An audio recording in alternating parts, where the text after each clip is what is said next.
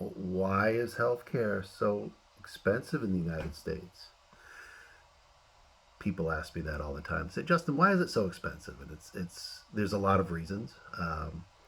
One of the key reasons is that we don't see the true cost, and we're not used to buying through the true cost of care. So what I would mean by that? Well, when the government audits claims, they show that 90% of the claims out there that are paid contain errors.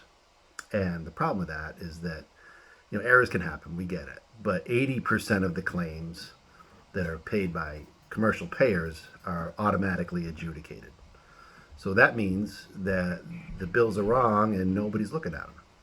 There's a huge problem there, number one.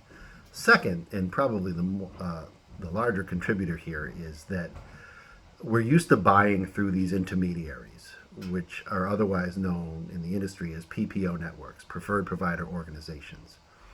And PPOs perform little to no diligence on the claims prior to payment. And they offer typically a percentage off of the billed charge. So that's a top-down pricing methodology, but there's really no benchmark in terms of the cost. Very different than how most businesses work. Most businesses will have their cost to produce an item or to have a service, and then there's a margin in there. This is very different. There's nothing that controls that billed charge. So what does that mean? Well, when you look into some of these things, like itemized bills, if you request an itemized bill from your provider, you'd be amazed what you find. What we found in the past are just things that are kind of funny, but really not, because of what they've done to the American economy. So if we look at this, we've seen something like a toothbrush, a very simple thing like a toothbrush, that is labeled on an itemized bill as an oral cleansing device.